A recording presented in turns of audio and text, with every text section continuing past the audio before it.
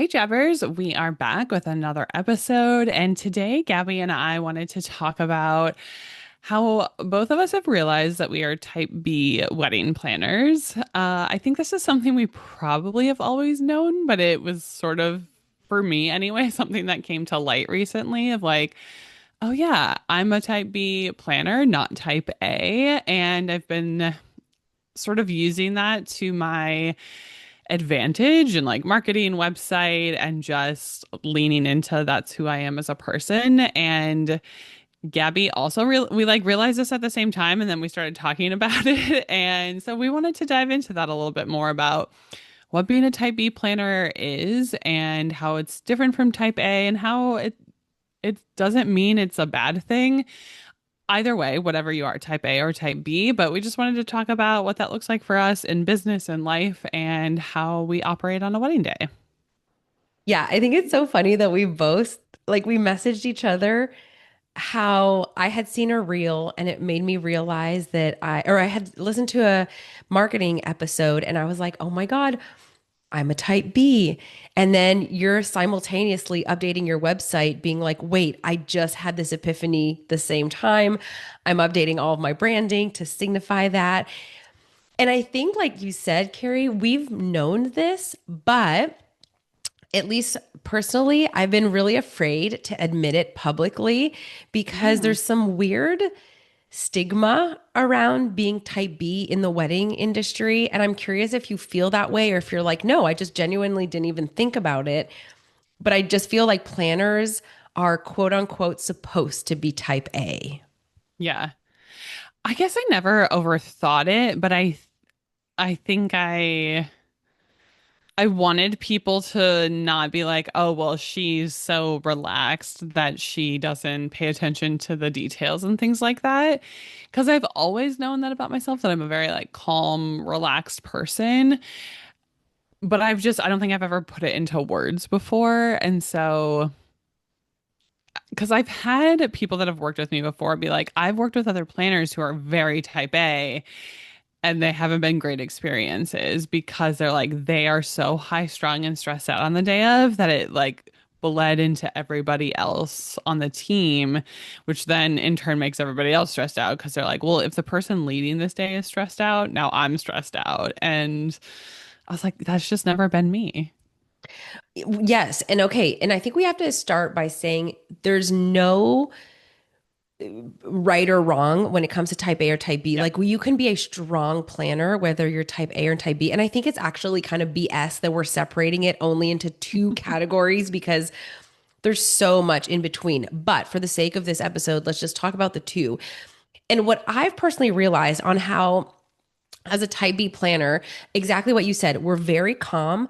I think we're also really good at troubleshooting under pressure. We're really creative, but where I don't shine is don't even ask me to go around and straighten up all the forks. I would rather shoot myself in the foot. Like, because in my brain, I'm thinking of the big picture, the experience overall, and there's no way in my brain someone's going to go around and be like, "Oh my God, this fork is a little bit off and it's not centered," but the on the flip side, a type A person would think that actually plays into the whole experience. Making sure that those details are set and perfect adds value to that experience. And I would agree. And so in my case, what I've decided is I think I'm fit to be as a type B. I think I'm a really great lead planner, but I want my assistants to be type A. So they're not Mm. necessarily the decision makers in this scenario, but they are the doers and they are the ones fixing the forks and they're thriving in that environment and they're taking really good care about those details. But that's Hmm. just a recent revelation that's how I'm going to structure my weddings moving forward. But curious your thoughts. I was about to say, that's interesting. That's fascinating. I'm gonna switch it up.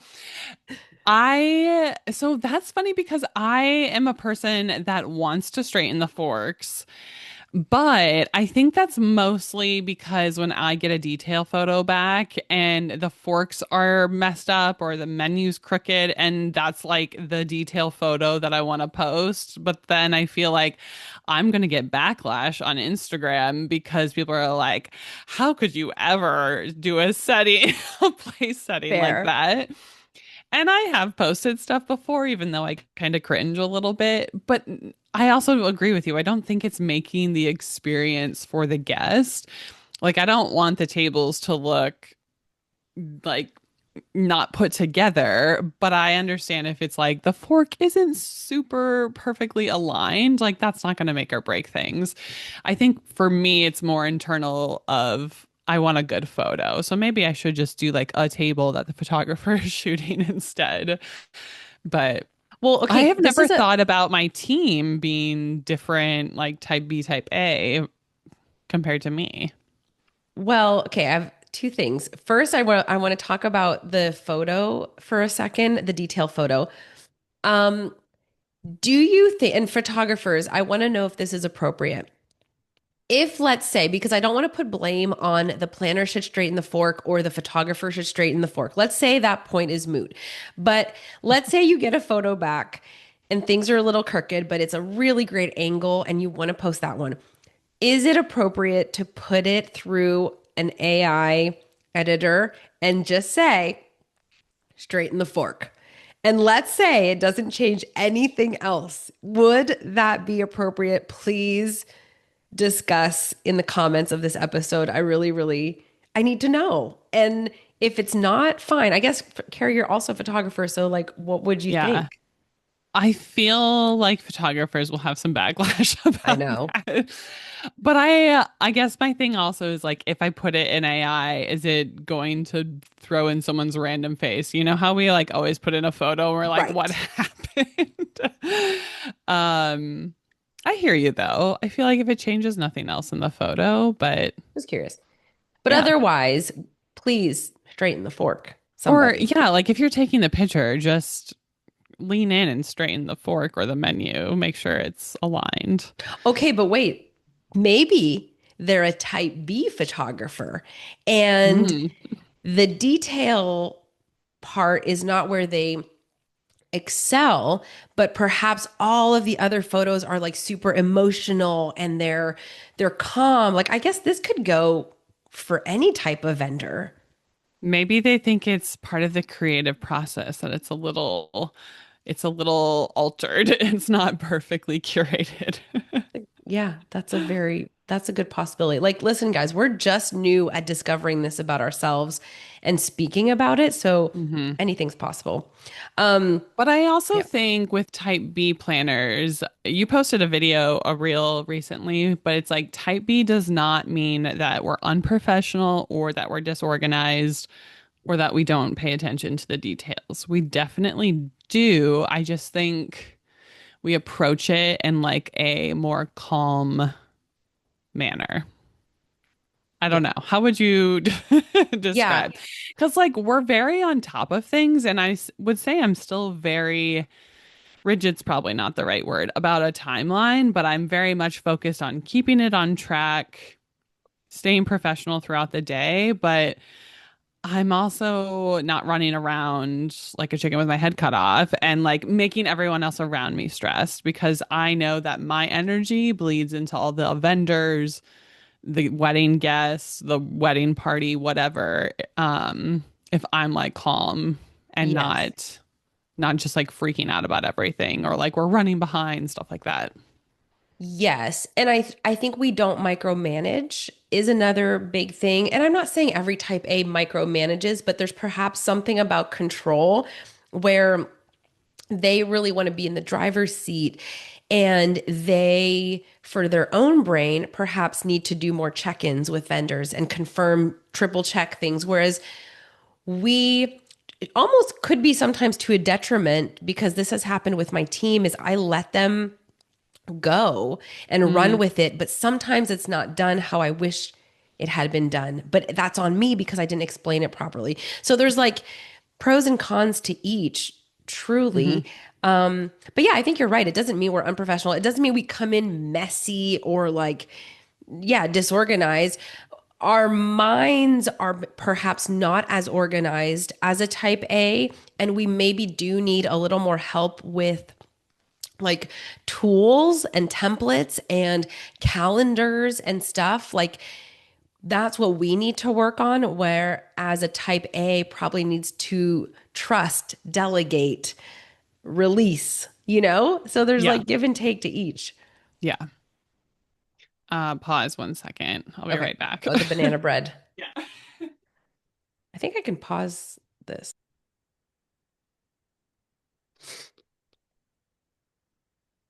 Um, okay, I so we had a thought. kind Hold on. I have to catch my breath. oh, you ran. I get so out of breath. Um, We what kind of was I end saying?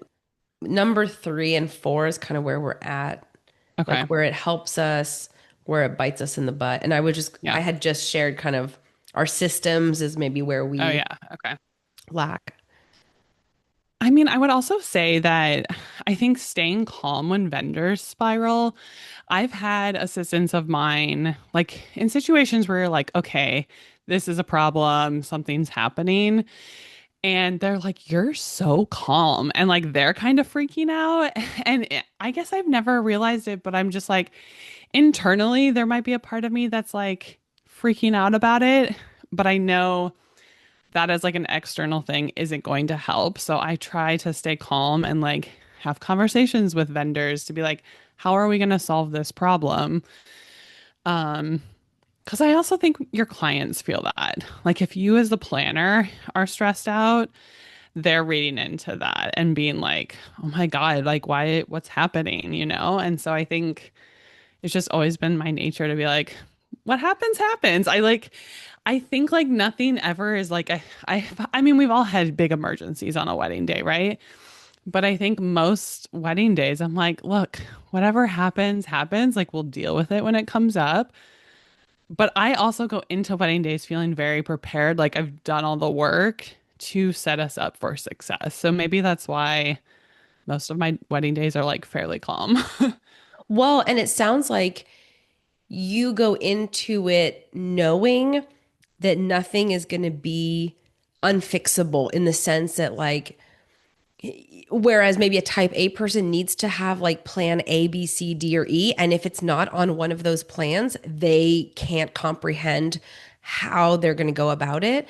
Whereas Hmm. we're more like, we have one plan and we're going to roll with the punches as things unfold and we're just going to figure it out, which is good or bad. And I think the other thing too is like, you have to think about matching the energy of our clients to some extent. Like what you said is true. If they're losing their minds, a calm presence is probably what they need. Now, on the flip side, if we are so calm that it's almost like people are not confident that we're going to take action, Mm. that could be a problem. I've seen that happen where I was an assistant to someone and they were like, not, I wouldn't even call it calm, that there was just like very little action. And I stepped in and I said, actually, I know how to fix this. I'm going to go now because there were people were starting to gather and ask questions and how are we going to do this? What are we going to do? And at some point, I understand that person's probably processing everything internally, going through possibilities, but people need answers pretty quickly. So, yeah, it's a fine line. Yeah, for sure. I mean, I also think like for us, we're not micromanaging everything, right? And I trust my vendors that show up. And especially if I know them and have a relationship built with them, we've kind of talked about this before. Like, we can come into a wedding day being like, we're good because we trust our team that's there. We trust the photographers. We trust the DJ. Like everyone's going to do their job and we don't have to constantly check in or be like, are you ready to go? Like, obviously, we still do like check in with them, but I'm not sitting there being like, are they done? Are they ready? Are they set up? Like, I know they're going to get to their job and get their stuff done. And then we touch base and we're like, okay, Are we on the same page with the timeline? Are there any changes? Things like that. Yeah. No, for sure. And if someone's listening to this and they're realizing, oh, actually, I might be a type B and I've been trying to be a type A because I thought that's what I was supposed to be, so obsessed with all of these things and managing. And I think like if you think about it, the um TV shows, movies have done us a disservice where they always portray the wedding planner as like a frazzled, chaotic, bossy person. And it doesn't Hmm. have to be that. Like, it's okay to be a type B. But know your strengths, know your weaknesses, and perhaps like a few ideas for growth for us type B is like we said, making sure we have systems in place that support or help us through the lack of organization perhaps in our brain Hmm. at times. Maybe even like boundaries in some cases that help us function better, like if we're overwhelmed by something, or we don't want to straighten the forks. Maybe that's something that you put in your own day of boundary rule, saying, I'm not the fork straightener, but I have this wonderful assistant who is a type A and they'll be happy to do that. But I think, as type B, I think we really thrive in like our client relationships. I think we thrive in our vendor relationships. Hmm. I think we are very capable of hitting deadlines, of going through checklists, of making it to meetings. Like we're not just living life, like Yeah. you said, like a chicken with their head cut off. We can be organized. And I think every person who, even if you are type B, like Gabby and I are probably still very different on things where like I'm still very quick to respond to emails. I don't always have my inbox to like zero. Like that's not something that I need to do. Um, but I'm still like really good at a lot of other tasks that you might think a type B person is not good at. Like we still have those systems in place. And I think it's really just finding what are your strengths and kind of leaning into the type of planner you are. And I think it's how you can utilize that best when you're talking to potential clients, you're selling yourself, what you can provide for them as an experience. And again, I think this is a great spot to go back to like reviews that you've gotten and pick out the common denominators. What are people saying about you that you might not realize about yourself? And I think that was something years ago that I was like, oh, people are like, she's really calm, but she's on top of it. And like my energy for the day for them and throughout the planning process was really important to them. And I think just leaning into what you know your strengths are is super helpful, even if you are a type A or a type B. But I think we all have different strengths within those types of planners. Agreed. Yeah. And like we said, this episode has two scenarios, type A and type B, but like, can we be honest that it goes so much more detailed than that? Like, you can take pieces from one into the other. But we thought it was just really interesting to talk about the two, just because type Bs are not quite as popular when it Mhm. comes to wedding pros, and at least they're just not talked about. So hopefully this opens the conversation for more people to share about type B. And actually, Carrie, you referenced this reel that I posted not long ago about being like, I think it's called like unhinged things I do as a type B wedding planner. And I got so many DMs from people being like, oh my God, I never wanted to say it, but this is 100% me. Like, I feel seen. And again, I think people were really afraid to say that they're not type A because that's Mhm. apparently the ideal wedding planner is a type A. But no, look at us go, type Bs.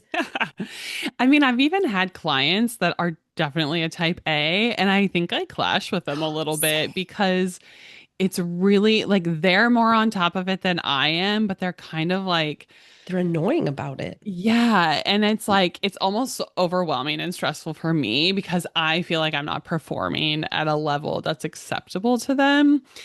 And I've had a couple of those clients and they like really stick out in my mind. And I'm like, those were some of the most stressful experiences and wedding days. because their like mom and sister were also that same way. So it was like three people coming at me. Um, yeah, so I just think like finding even your clients that are more like you in that sense as well pairs for a really good working relationship. Oh, yeah, that's a good point. Now that you say it, I also have some PTSD type A couples that I was like, stop asking me if I'm doing my job. We're not Right. there yet. Why is your Excel sheet better than mine? Yes. Damn it. Those are the people though that I'm like, they do this for a living. They like make Yeah. Excel spreadsheets and then I'm like, oh, that's cool. How did they do that? Yeah. You can't compete with that. No, definitely Yeah. not. I think all But this to say, figure out what you are, lean into your strengths of that, put it in your marketing, talk about it. I think don't be afraid to say you're a type B planner or don't be afraid to say you're type A. If like that's who you truly are, use it to your advantage and your strengths and book those clients that align with you and run your business the way you've been running it and lean into that. yeah. And as always, friends, we always end up having a million more thoughts about all of these topics. So come find us on Substack. You can sign up there for free and read our weekly posts, or you can be a paid member for $5 a month and you get a free bonus episode where we really don't hold back and we tell you how we really feel. All right, we will see you next week. Bye. Bye.